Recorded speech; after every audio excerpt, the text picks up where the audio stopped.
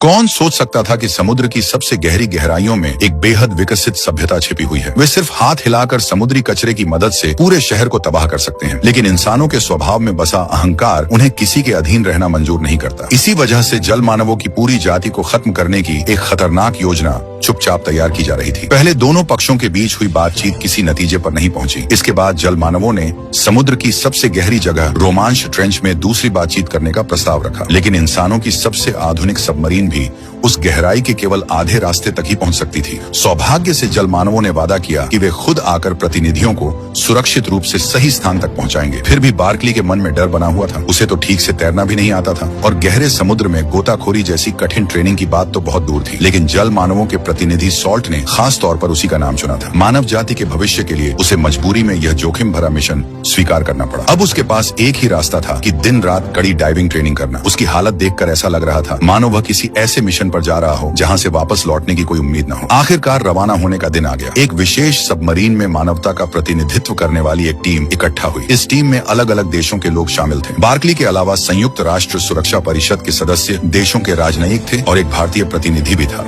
वे अपने साथ एक अनोखा लकड़ी से बना पृथ्वी का एक ग्लोब वाला उपहार भी लाए थे। अधिकारियों के अनुसार यह पृथ्वी एक परिवार की भावना और दोस्ती का प्रतीक था, जिससे उम्मीद की जा रही थी कि जल मानवों में अपने ग्रह के प्रति अपनापन जागेगा। सारी तैयारियां पूरी होने के बाद प्रतिनिधियों को मानो सार्डिन मछलियों की तरह दुनिया की सबसे मजबूत सबमरीन के अंदर ठूंस दिया गया। जब कर्मचारियों ने आखिरी बोल्ट भी कस दिया तो भारी हैच बंद कर दिया गया। अंदर का माहौल डरावनी खामोशी से भर गया। बार्कली महसूस कर सकता था कि सबमरीन धीरे धीरे नीचे उतारी जा रही है और फिर जैसे किसी बेकार वस्तु को समुद्र में फेंक दिया गया हो, वह अथाह गहराइयों की ओर डूबने लगी। चारों ओर की रोशनी तेजी से गायब होने लगी और कानों में सिर्फ स्टील पर पड़ते भीषण दबाव की चरमराहट गूंज रही थी। माहौल की घुटन कम करने के लिए प्रतिनिधि मंडल के सदस्य मजाक करने लगे। किसी ने हंसते हुए कहा कि यह तो मौत से मिलने जा रही एक वार्ता है, लेकिन उन्हें क्या पता था कि जमीन पर बैठे बड़े बड़े नेता एक गुप्त युद्ध की तैयारी कर रहे थे। ब्रिटेन की संसद में अमेरिकी प्रतिनिधि गर्व से अपना नया हथियार दिखाता है, एक ऐसा सोनिक बम जो पानी के अंदर भी काम कर सकता था। साफ था कि वे जल मानवों को अपना दुश्मन मान चुके थे। शांति वार्ता की प्रमुख कमांडर केट सभी को याद दिलाती है कि वे जल मानवों के साथ युद्ध विराम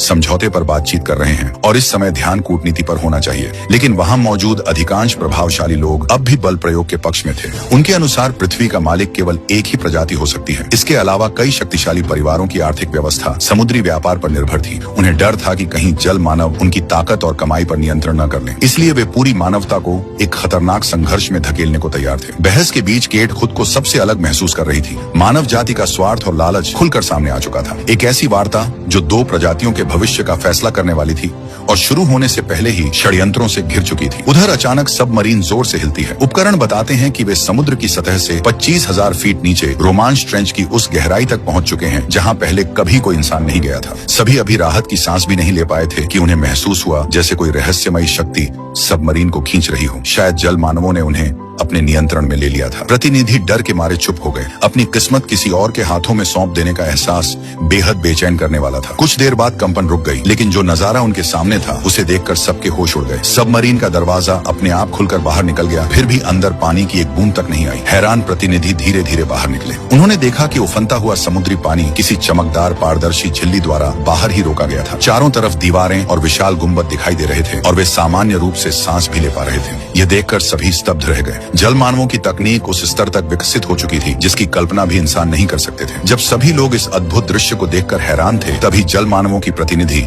सॉल्ट ने उनका स्वागत किया। उसने सभी को अपने ऑक्सीजन मास्क उतारने का इशारा किया, लेकिन कोई भी अपनी जगह से हिलने की हिम्मत नहीं जुटा पाया। सॉल्ट सीधे बार्कली के पास आई और खुद उसके सिर से हेलमेट उतार दिया। बार्कली हैरान रह गया। यहाँ की हवा बिल्कुल साफ और ताजा थी, मानो वह समुद्र की गहराइयों में नहीं बल्कि धरती पर खड़ा हो। यह देखकर बाकी प्रतिनिधियों ने भी अपने हेलमेट उतार दिए और एक बार फिर जल मानवों की उन्नत तकनीक पर आश्चर्य करने लगे। सॉल्ट उन्हें अपने साथ अंदर की ओर ले जाने लगी। रास्ते में उसने बताया कि जल मानव वास्तव में एक समुद्री घुमंतु सभ्यता है और उनके समाज में भी सख्त सामाजिक श्रेणियां मौजूद हैं। बार्कली उसकी बातें बड़े ध्यान से सुन रहा था, लेकिन जब उसने पीछे मुड़कर देखा तो उसके सारे साथी अचानक गायब थे। अब उस छोटे से स्थान में सिर्फ वह और सॉल्ट ही मौजूद थे। माहौल अचानक कुछ अजीब और तनावपूर्ण हो गया। सॉल्ट ने धीरे से हाथ बढ़ाकर बार्कली के गाल को छुआ और कहा कि उसने पहले कभी इतनी गर्माहट भरा स्पर्श महसूस नहीं किया था। बार्कली का दिल तेजी से धड़कने लगा। उसके मन में अनगिनत भावनाएं उमड़ने लगी। ऐसा लग रहा था मानो सॉल्ट उसके दिल के हर राज को पढ़ सकती हो। वह साफ महसूस कर रही थी कि बार्कली के भीतर शांति की कितनी गहरी इच्छा छिपी हुई है। लेकिन उनका यह निजी पल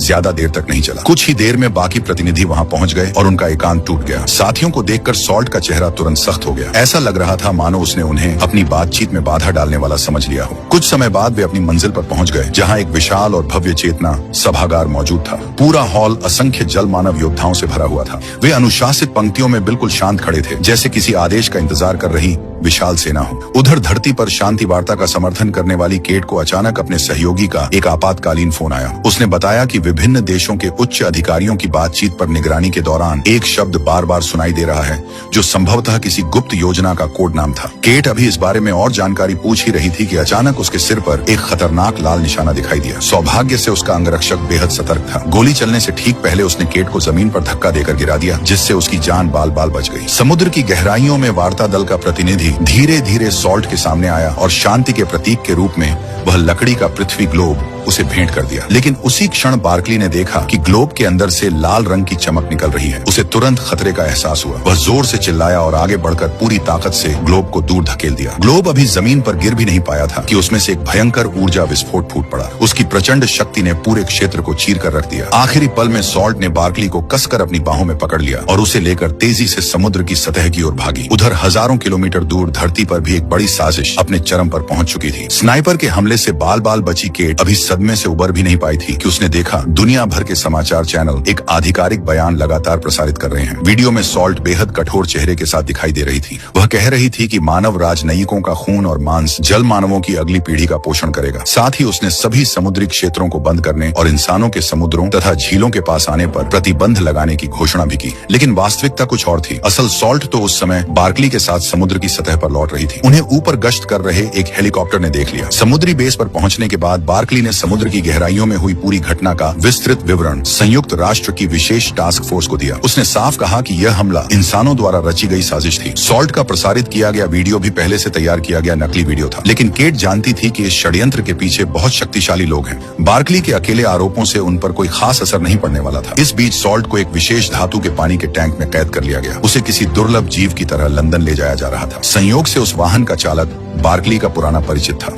रास्ते भर वह दावा करता रहा कि इस मानवता की दुश्मन को कड़ी सजा मिलनी चाहिए। ये सुनकर बार्कली का दिल बैठ गया। उसने पानी के टैंक के भीतर मौजूद सॉल्ट की गहरी और शांत आंखों की ओर देखा और उसी पल एक ऐसा फैसला लिया जिसने उसकी जिंदगी की दिशा बदल दी। उसने चालाकी से ट्रक की चाबियां हासिल कर ली और बिना एक पल गवाए वाहन पर कूद गया। सशस्त्र गार्डों की बंदूकों की परवाह किए बिना उसने ट्रक को तेजी से समुद्र की ओर दौड़ाया और सॉल्ट वाले टैंक को सीधे पानी में धकेल दिया। इसके बाद वह खुद भी बिना हिचकिचाए समुद्र में कूद पड़ा। उसी क्षण बार्कली ने इंसानों और जल मानवों के बीच खड़ी नफरत की दीवार को तोड़ने का पहला कदम उठा लिया। उस पल के बाद बार्कली, जो कभी मानवता का नायक माना जाता था, अब पूरी दुनिया की नजरों में सबसे बड़ा गद्दार बन गया। अब वह वैश्विक स्तर पर वांछित अपराधी घोषित किया जा चुका था। जब पूरी दुनिया इस भगोड़ी जोड़ी की तलाश में जुटी थी, तभी एक और भी भयावह घटना घटने लगी। संयुक्त राष्ट्र मुख्यालय के परमाणु निगरानी सेंसर अचानक तेजी से चेतावनी देने लगे। उपकरणों ने संकेत दिया कि 9 बेहद शक्तिशाली जल मानव जीवन चिन्ह तेजी से पाइपलाइन मार्गों के जरिए संसद भवन की ओर बढ़ रहे हैं। केट और विभिन्न देशों के राजदूत पूरी तैयारी के साथ उनका सामना करने के लिए खड़े हो गए। कुछ ही पलों में टाइड नाम का एक पुरुष जल मानव नेता रहस्यमय ढंग से सभा कक्ष के बीचों बीच प्रकट हो गया। उसने किसी तरह की औपचारिकता नहीं निभाई। आते ही उसने इंसानों से सवाल किया कि उन्होंने विश्वासघात करके हमला क्यों किया। केट ने मजबूरी में जवाब दिया कि मानव सभ्यता विरोधाभासों और गलतियों से भरी हुई है। उसने कहा कि वार्ता दल पर हुए हमले के लिए उसे बेहद खेद है। टाइड ने इस बहस को आगे नहीं बढ़ाया। उसने साफ कहा कि वह यहाँ केवल जल मानव प्रतिनिधि सॉल्ट को वापस ले जाने के उद्देश्य से आया है। उसके अनुसार विस्फोट के दौरान सॉल्ट ने अपने ही लोगों की बजाय एक इंसान की जान बचाने को प्राथमिकता दी थी। जल मानवों के नियमों के अनुसार यह गंभीर अपराध था और इसके लिए उसे जवाबदेह ठहराया जाना चाहिए। लेकिन केट ने भी कड़ा रुख अपनाया। उसने कहा कि सबसे पहले तो सॉल्ट उनके कब्जे में नहीं है और अगर होती भी तो वे उसे इतनी आसानी से नहीं सौंपते। ये मामला इंसानों का आंतरिक विषय है और इसमें जल मानवों का कोई अधिकार नहीं। ये सुनकर टाइड ने ठंडी हंसी हंसी और अपने हाथ में मौजूद राजदंड को जोर से जमीन पर दे मारा। इसके बाद उसने अपनी एक नई शक्ति का प्रदर्शन किया। अचानक लोहे पर जंग फैलने लगी। वह जंग किसी जीवित चीज की तरह तेजी से बढ़ती हुई आसपास की धातु को नष्ट करने लगी। टाइड ने चेतावनी दी कि यदि युद्ध हुआ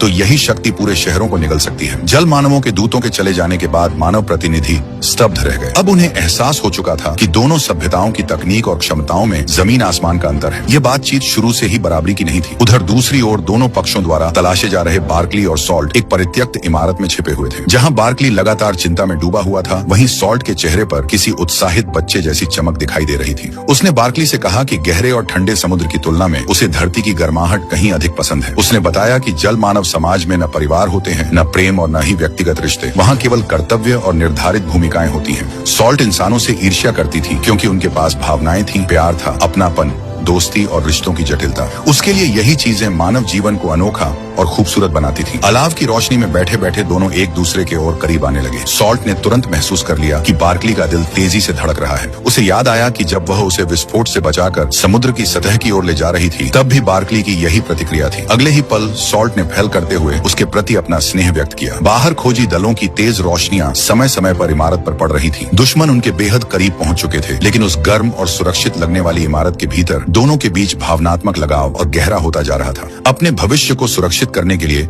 बार्कली ने एक योजना बनाई। वह सॉल्ट को लेकर वेल्स के पहाड़ी इलाकों में भाग जाना चाहता था। वहां आबादी बहुत कम थी, इसलिए छिपना आसान होता। साथ ही वहाँ एक बड़ी झील भी थी जहाँ सॉल्ट रह सकती थी, लेकिन एक वांछित अपराधी होने के कारण उसके लिए यह सब करना आसान नहीं था। हताश होकर बार्कली ने एक राहगीर का मोबाइल फोन ले लिया और रात के अंधेरे में अपनी बेटी को फोन किया। उसने उससे कहा कि वह उसकी पूर्व पत्नी की कार लेकर तय जगह पर पहुंच जाए। बार्कली को लगा कि उसने सब कुछ गुप्त रखा है, लेकिन उसे नहीं पता था कि उसकी पत्नी और बेटी पर 24 घंटे निगरानी रखी जा रही थी। जब वह सॉल्ट के साथ तय स्थान पर पहुंचा, तभी उसकी पत्नी की चेतावनी सुनाई दी। अचानक हर तरफ अलार्म बजने लगे। घात लगाकर बैठे सैनिक तुरंत बाहर निकल आए और कुछ ही क्षणों में दोनों को चारों तरफ से घेर लिया। ये सैनिक अलग अलग गुटों से थे। एक तरफ केट के नेतृत्व वाली संयुक्त राष्ट्र टास्क फोर्स थी जो सॉल्ट को जीवित पकड़ना चाहती थी ताकि दोनों सभ्यताओं के बीच शांति की कुछ संभावना बनी रहे। दूसरी तरफ कट्टरपंथी सैन्य अधिकारी थे जो जल मानवों के खिलाफ युद्ध चाहते थे। उनका कहना था कि उन्हें शोध के लिए सॉल्ट का शव भी मिल जाए तो काफी है। सॉल्ट को लेकर दोनों पक्षों के बीच तनाव बढ़ता गया। कोई भी पीछे हटने को तैयार नहीं था। तभी सॉल्ट ने अचानक सिर उठाकर